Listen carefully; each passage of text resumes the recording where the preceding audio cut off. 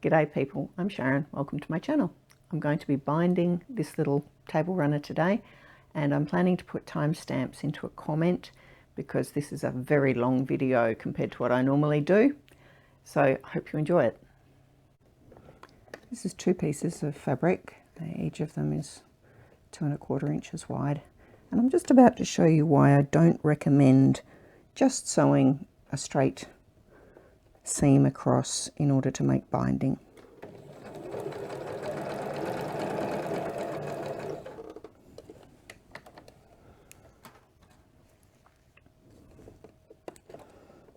Now, I do binding that actually has 2 layers of fabric going around the outside of a quilt. So if we imagine this, and I open that up and double it, and then I sew that onto the edge of my quilt, that bit has now got 4 layers of fabric in it. When I fold it over and then over again, that's got 12 layers of fabric on each side of that seam. Plus it will have the quilt in it. So that is an enormously thick pile of fabric to add every place around the quilt where I'm joining pieces of fabric together. This is what I actually do. 1 piece of fabric here and another here, and I put them one across the other. It doesn't have to be exact. It could be one angle like this. What I'm going to do is sew from the point where the 2 come together there in a straight line to the point where the 2 go together there. So it's a little bit easier usually to visually see where you're going if you do it somewhere around squared off, but it's not impossible. So I'm going to needle down. Part of the reason I do that, if I put the needle in there now, it will be right at the point where I want it to start.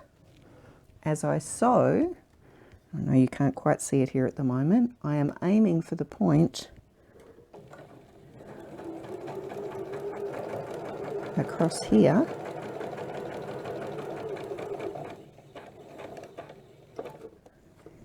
and I'm trying to get my stitching to come out right at the point where those 2 fabrics come together. When I do that and pull this up, they'll be pretty much a straight line.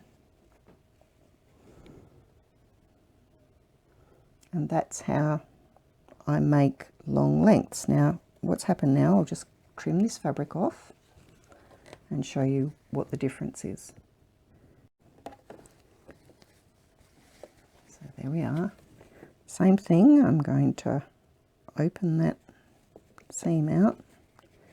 But you can see the seam, instead of all being in one place now, is distributed across that entire width. When I fold it in half there, I don't have near as many bits of fabric in each place. And when I do the rest of the folding that I need to do, there is no place that's got as many layers of fabric because it's actually been stretched out across all of that area. So it's actually a lot thinner. There's a little bit of distance in it, or a little bit of depth in it all the way, but not near as much in any one position. Hopefully you will get to hear me say quite regularly, don't let perfection get in the way of getting things done.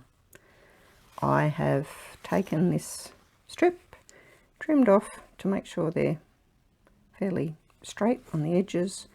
It's going to be close enough because part of it will be buried in the seam anyway. The edges will be buried in the seam. So I've got my tape maker here, which is also going to do my binding, and if I have a look, I managed to get this in the right way. Hopefully you can see there it says 1 1/8 inch. So I cut this at 2 1/4 inches, feed it in. It's going to fold it in half. The equivalent with me would be going along with an iron and just pressing that in half. I tend to do it with this because it just means I don't have to get an ironing board out. So I'm going to, and I've got it. I've got the little machine, so I don't need to worry about anything else. Poke my fabric in until it's appearing there and keep pulling until it comes out of the edge, and turn this on. It shouldn't take very long to heat up because I've just had it on. When I've got that in, I can click it in there, and that is now ready to go. The machine is heating up this. So this is very hot. It's just told me that it's actually hot enough to work. So what I'm doing, I'm pulling this out, and I am actually putting those bits nicely together like that, and then hitting run. And the tape maker just takes it in there, folds it in half. It's coming out of there quite hot.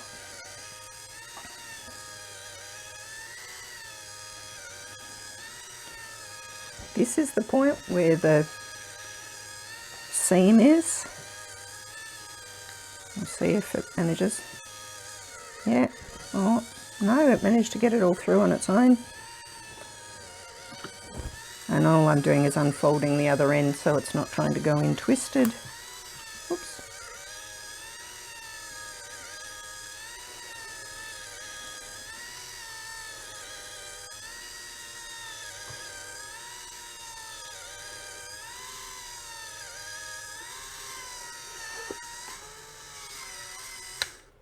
And that's it.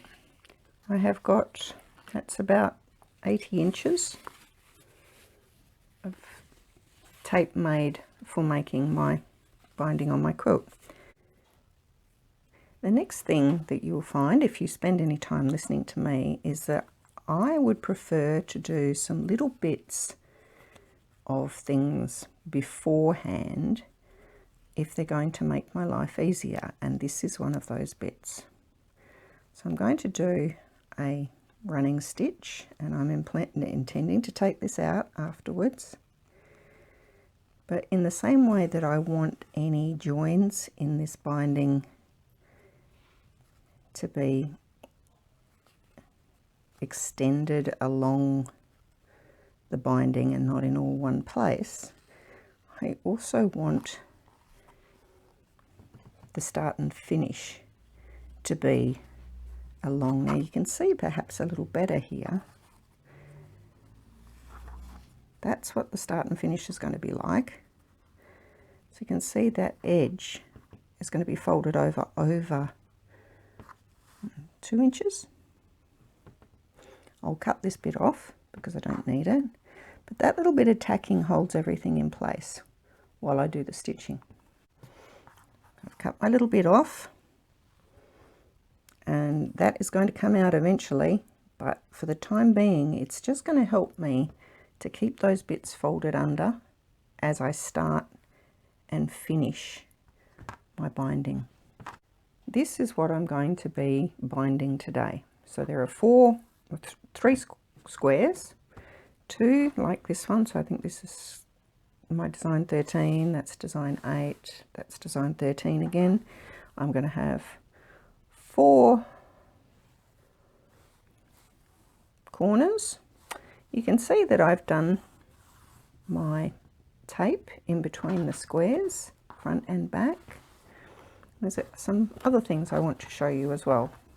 First of all, I hand sewed that on, so you can't see sewing machine stitches. I did that front and back. I just stitched it on. This flower here, I have also taken out the thread that went in where I could put my extra wadding. So you don't ever see that on the front, but it will show on the back. So I've taken it out there. This one hasn't had it taken out, and you can see there are actually 2 rows of stitching around there, because this inner row was where I stitched down the extra wadding, and the outer row was where this was done. So I can take that out if I want to. This is so busy on the back. It's probably never going to be noticed anyway. Now I'm going to start my binding, which I put through my binding machine, on my tape making machine. And always start on a long edge. And that gives you more room to play with stuff. Now, I do not try to end up stitching this by machine. I find that's just a bit more difficult than I like things to do. But what I will do, and I am starting in the middle here, which means that I'm 1.5 squares away from that corner and 1.5 squares away from that corner, so I'm not going to get myself stuck with things. I'm going to start by actually stitching 1 layer of this down for a few inches, maybe 10 inches, something like that. And then I'm going to stop, and I'll do that a little bit less than 1/4 of an inch. Then I'm going to fold this over, and I'm going to start stitching both of them down around here. But this gives me a bit here to play with. So the bottom bit will be stitched down, but the top bit won't be. It gives me a bit of stuff to play with, but I can then carry on stitching down here. Here I am at the machine. As I said before, I've opened the binding up. I'm going to start up here. I've got a 1/4 inch from the edge of the foot to where my needle drop position is, and that depends on your machine where exactly you need to do it. Or you could use a 1/4 inch seam foot if you like. So all I'm doing, straight stitch along here, and I'm keeping the edge of the foot at the edge of the fabric.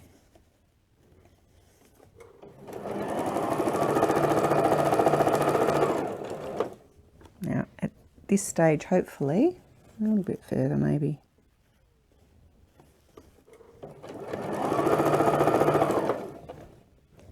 I've given myself enough that I can work with that. So needle up, lift this out and cut the thread. Whoops. Now I fold that over, and I'm going to start stitching both sides down, but I don't want to get myself too close to this because I want to be able to work in there when I come back at the end of it. So here I'm going to go down, needle down, and off I go. You are going to get to see all 4 corners being done because I think that's important.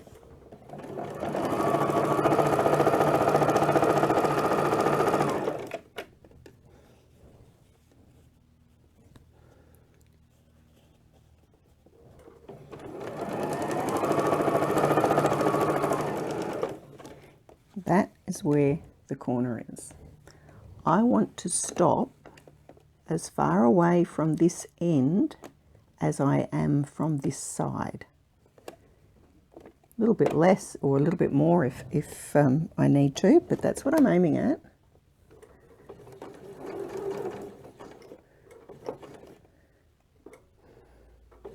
That's about right. It's close enough. It doesn't need to be perfect. I'm going to needle up, lift the foot and turn it. And I'll cut that off so I can show you perhaps a little bit better what's going on. You can see I've actually stopped a little bit away from that corner. That's fine, it's close enough. What I'm going to do now is fold this up like, this is going to be hard to see. I want to fold that up like it's going at a 45-degree angle. So from this point here, straight edge that's cut on the quilt, this should continue on all the way. But then I'm going to fold it down, and I need to fold it so that my folded edge is right at this top edge where I had the edge of my foot before. That down, so you can see on this left hand side I've got two pieces of it coming together, and then I just press a foot down right on that edge again. Right, it's actually quite hard to be sewing this around the camera, but hopefully we'll get there. So same thing again, I am keeping this binding against the top edge of the quilt, the side edge of the quilt I suppose, and I have organised that my needle drop position is just a bit inside that line. So when I get up to this corner, I once again need to stop just before I get as close to this edge under here as I am to the side. Needle up, lift, I'm going to turn it, and we'll see if I can show this a bit better this time. I'm not actually going to undo that. I could have come a bit further in. That's okay, it doesn't matter. So what I'm looking at is trying to get the binding to be pretty much a straight line up there, and in doing that I make a 45-degree angle here. It's my mitre, and then when I fold that down, I haven't gone far enough yet, there we are, there's the edge, fold it down there,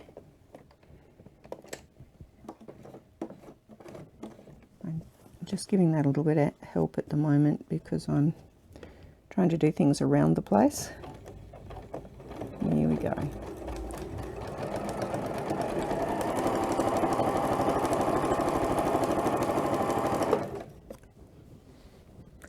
This is the long edge of my little runner.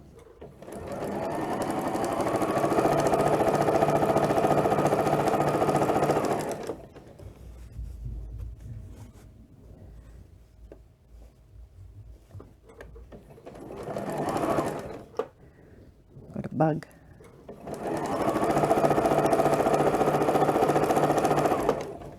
Now this is where the join was. If I want to, I can open that out. That will make things a bit less of a bump when I'm sewing things down. And you can see that it actually extends quite a distance along there now.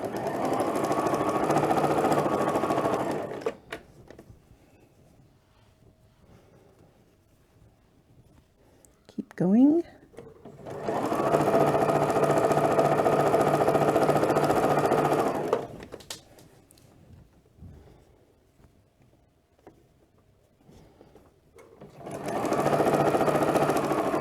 We're at coming up to the corner.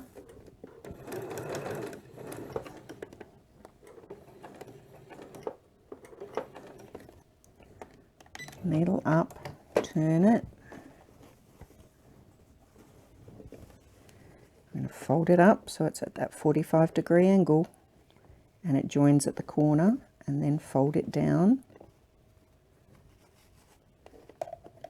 so that the fold down is right at the top of the quilt itself, or in this case the table runner.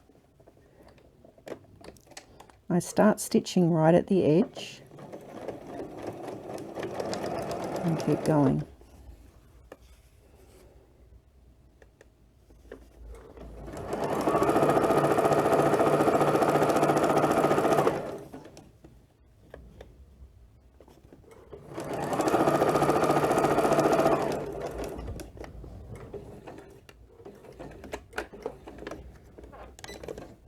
final one, turn it. Of course it would be much more difficult for me to be turning this as a full-size quilt. Practice on something small first. There's my fold at 45 degrees, and I want that fold at the top to be at the top of the quilt.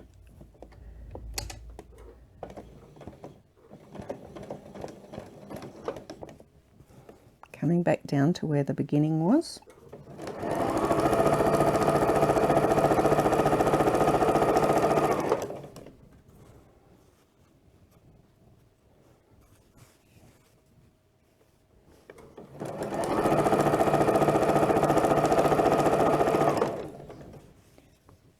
And there's the beginning.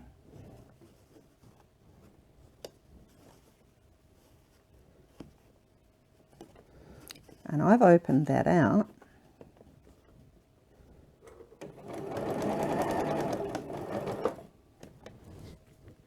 and I'm about to start cutting things. Now I've just folded that back in. I'm going to take this down here and I'm going to cut it off because I've got quite a bit too much. I'm going to cut it off 1/2 inch or so past this end, the furthest end, just straight across.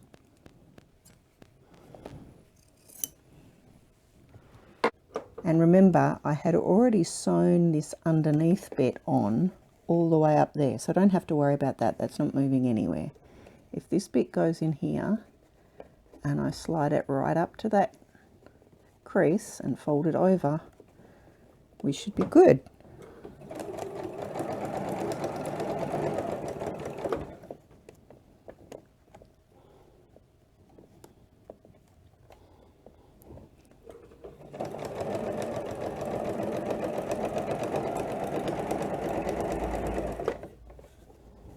Here we are at the point where I initially started sewing both layers, and we're done. So needle up, lift this and cut it off.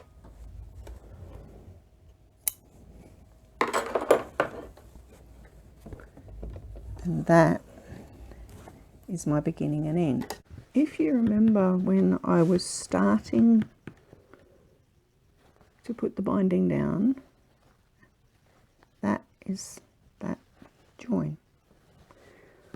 So let's have a look, see what I can do about it.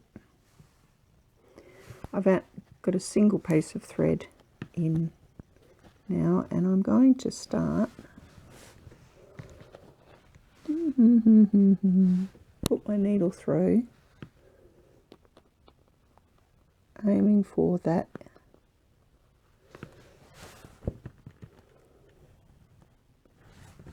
seam where those couple of seams come together, and I've put a knot in it. And all I'm going to do now is the same kind of thing I've been doing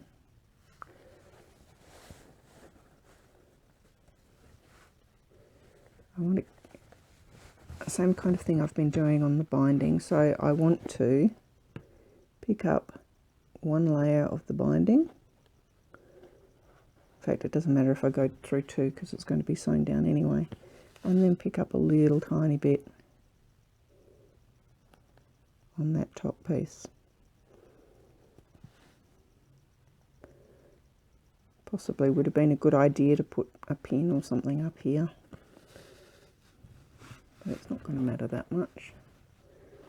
So I'm just picking up some of this stuff underneath and through to there. Now these are not perfect, but very few people are going to look at your quilt and ever be picky about this unless you're putting it into competitions, and I'm just not personally interested in doing that. Maybe you are. Now this bit is then going to be over here, back, and I can pick up, oops, try and make sure that you can see, a couple of oversews there, and keep stitching along.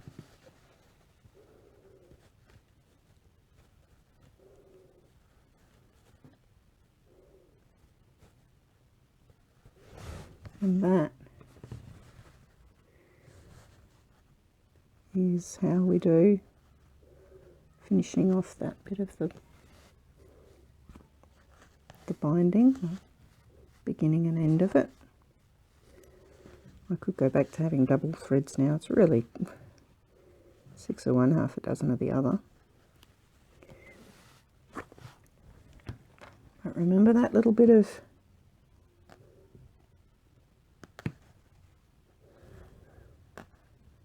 thread that I put in there at the beginning?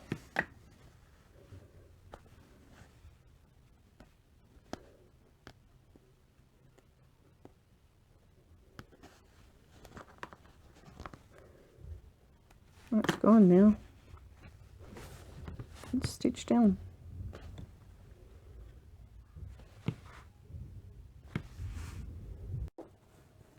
So there is one of the corners as they were stitched. When this goes to the other side, it folds over like that, and this piece folds over here, and you get a nice little mitre there. But if I was going to sew it now on the sewing machine, because you can do it on the sewing machine, I don't personally, it's not my favourite way of doing it, but I'm going to sew it with that bit to start with right up there, and I'm going to do what's termed stitch in the ditch, and the ditch is this here, this seam. So what I want to do, I haven't got the top bit folded down. I'm going to put my needle down right in that corner, and I'm going to fold this fabric out and under, and it should go far enough over, it should, if all the planets are aligned, it should go far enough over to get caught underneath as I stitch it. So let's just keep our fingers crossed.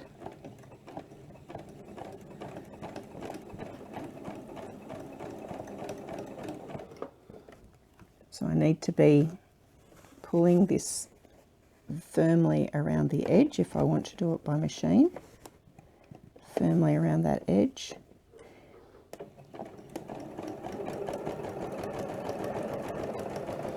Now, part of the reason that I cut my fabric at 2 1/8 inches, or sorry, 2 1/4 inches, and then I've got, whoops, sorry, just bumped you, and then I've got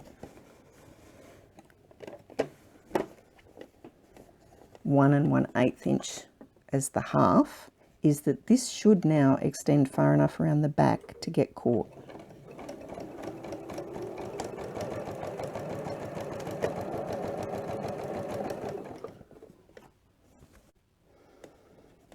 So that is how you sew it down.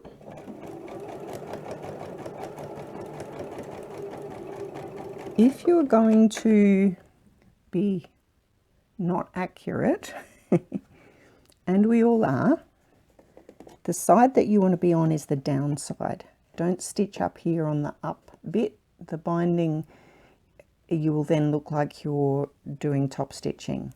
If you're on the down bit and you've got a good matching thread, you probably won't see it. You'll probably get away with it. But if you go onto the top bit, and just for the fun of it, I'll do that for a few bits so you can see what the difference is. And now I'll go back down into the ditch.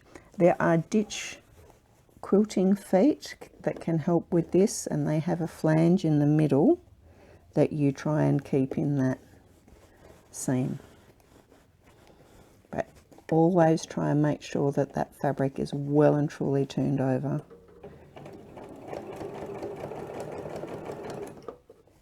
Now, I haven't stitched the whole way along there because I am going to hand stitch the whole thing, and the more of it I've got done, the more of it I'm going to have to unstitch. But I'm folding here, going underneath, and I'm going to go all the way up to that point at the corner.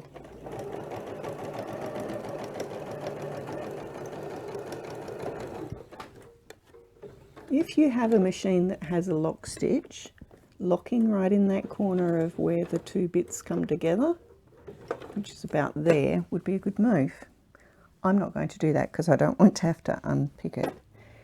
But let's just have a little look, and you can see there.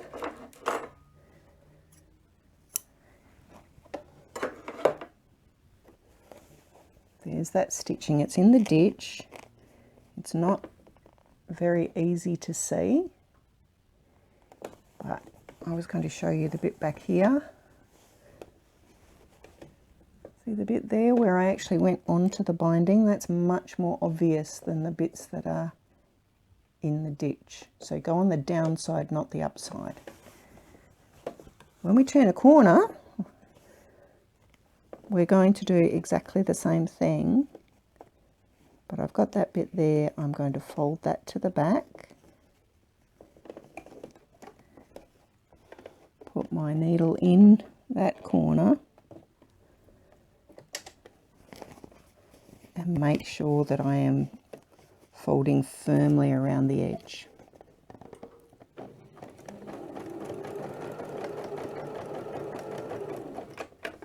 And that's as far as I'm going to go with that, because like I say, I'm going to have to unpick all this and do it by hand.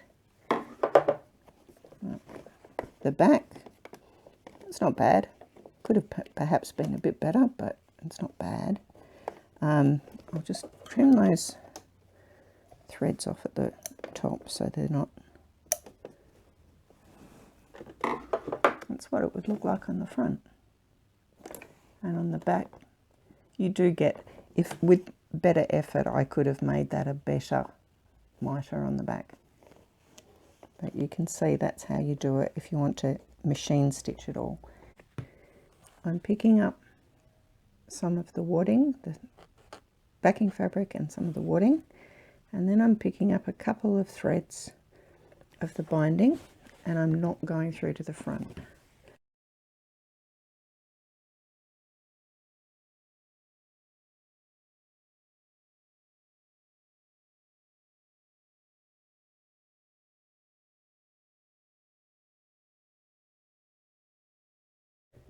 And I'm coming up towards a corner, and that's how I do the long sides. And I hope I'm not banging into the microphone as I do this. That's probably better, isn't it? So, hand stitching, pull it over firmly, pick up probably about 1/4 of an inch.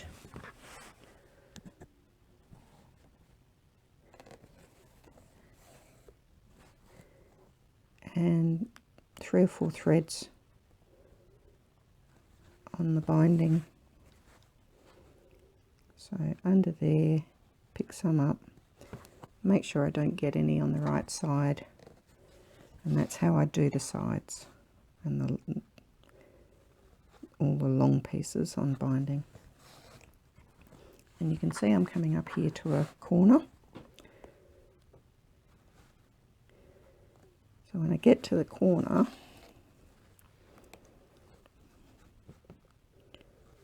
I happen to do this, by the way, with 2 threads. It really doesn't matter. But there is also 2 layers of fabric that are going over this edge. And that means it'll take a bit longer to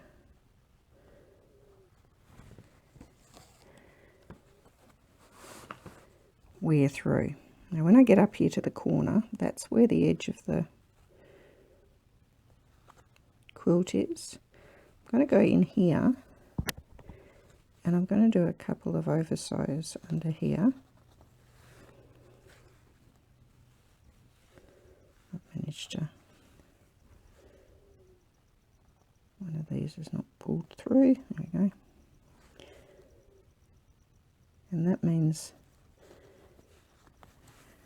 under there, that's all going to be hidden.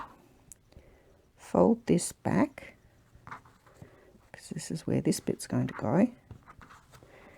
And I want to try and get where this fold is and that to match up. So I'm going to make them match. I'm going to a little bit through the quilt, a little bit through that and that edge there. And now I can knock everything off the table, turn this way and carry on down there, pick up 1/4 of an inch or so and keep going.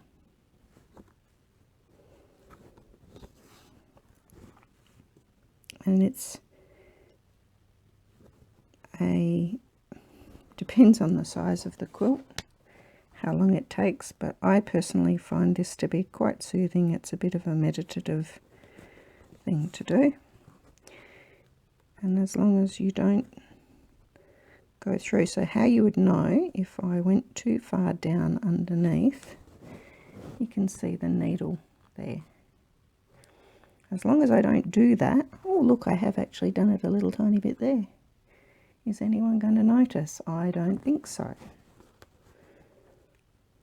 So all I need to do is make sure I'm not picking up fabric on that side and keep going. As long as your fabric on the right side matches your thread pretty much, the binding thread, you can see there are little tiny stitches there. They don't offend me at all. So that is how I bind my quilts. You can see on the back it's mitered. It's also mitered on the front. Oh, and there's a bit of thread there. When you get to a point where you're running out of thread and you've got to start a new bit in,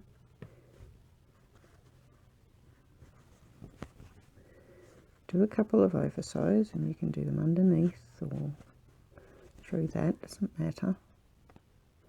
And then in here into the bit that's underneath where the binding's going to be. If that was the very end and the whole thing was done, I would wind it through and then have the needle come out of that binding, and then all I need to do is cut it off. So it's not hard to do binding. It is a little bit time consuming, but like I say, I actually find it quite meditative. I do hope that I've covered all of the things that you'd like to know about with binding. If there's anything more that you do want to know about, please put a comment below so that I can see if I can answer it for you. See you next time.